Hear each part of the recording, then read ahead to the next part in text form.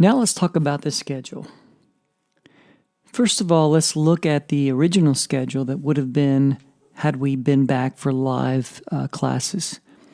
I want to show you this because this will help you understand better the distance learning schedule. So our schedule breaks down into 5 blocks, A, B, C, D, E, and each block can be broke down into a period. So A is 1 and 2, B is 3, 4, C is 5, 6, D, 7, 8, and E, 9, 10. That's the way it will be listed on the student's schedule when they see it.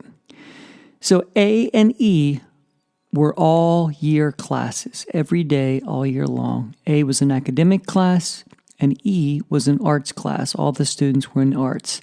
And then throughout the day, they were mixed. So B was a mix of academics and arts. C, the underclassmen had all of their arts classes, while the upperclassmen had only academic. And then D, the underclassmen had their academic classes, while the upperclassmen had their arts classes. So if we take that concept into the distance learning version and we look at that now, first of all, the distance learning schedule will be the same every day. So it'll be the same schedule Monday through Friday.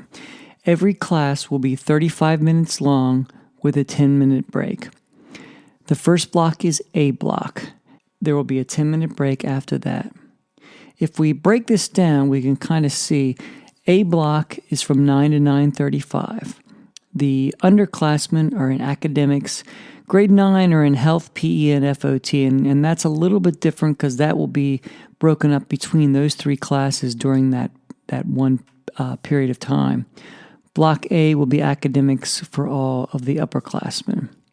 When we move into Block B, 9:45 to 10:20, all the students are in academics. The seniors, the grade 12, are in senior seminar.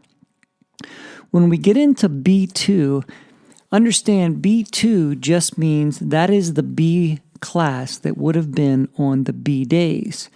Remember, B, C, and D in our normal schedule are every other day for 90 minutes. So in our distance learning schedule, every class will be every day for 35 minutes. So B consisted of what was B class on A days, and B2 is B class on B days. So B2 will be 10:30 to 11:05. When we get into C, that's when the underclassmen will be in their arts classes. Some classes will be run by homogeneous classes by grade level.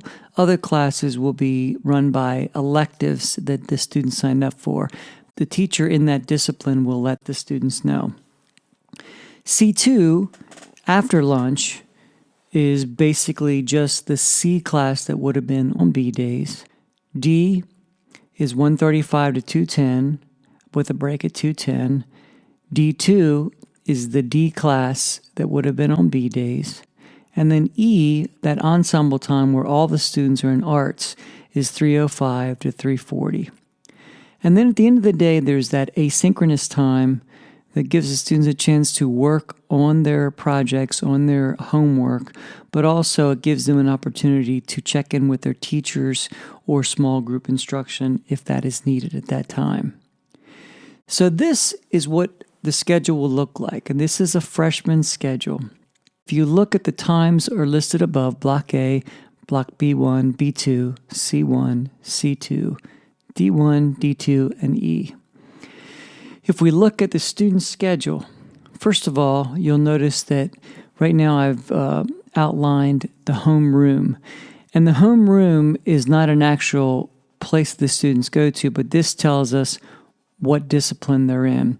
This student is in Mr. Guyman. Mr. Guyman is the lead teacher for the visual arts program, so this student is a visual arts student, and this is also a freshman. That comes into play when we get into this first block. So we look at Block A, and remember Block A is periods 1 and 2. Now Block A is the same class all year long, so for anybody but freshmen, they have the same class listed in their schedule all year long. Freshmen, a little bit different because they're split between health, foundations of tech, and PE.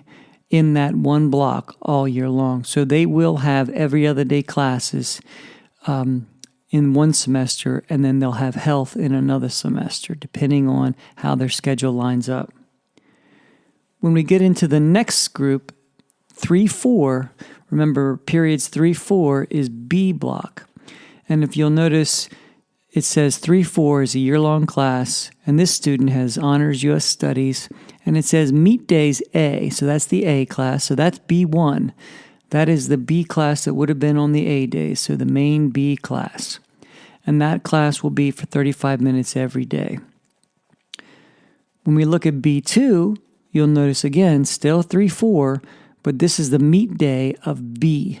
So this is the alternative day, this is the alternate day, and this student has Honors Algebra 1 from 10:30 to 11:05. Now when we get into C, I've actually circled both blocks because for the underclassmen, this is the arts sessions. And depending on the discipline, the art sessions will be a little different, and they will guide the students and talk to them how they're going to utilize that time. And they'll also break them up. Some will be broken up by grade level, some will be broken up by class, and some will be broken up by elective. But again, all the underclassmen will be in that. Upperclassmen will have 2 different academic classes, one that would have been on A day and one that would have been on B day. So the next class is D block. The underclassmen go back to the academic classes, and that is period 7 and 8. So D block is period 7 and 8. Now this is a little confusing because if you look at the schedule, the first 7 and 8 actually says B days and is Honors French. But this student's A day, which is the A day meet day, would be their first D1, and that is English 9 for this student. So this student on D1 would go to English 9. And then when we go to block D2, that would be the B day for the 7-8. So Honors French would be on B day, and that would be the D2. Then we move to the last block of the day, which is the arts ensemble time, and the students are in their arts. And again, that would be all year long with their arts teachers, and their arts teachers would be guiding them through them.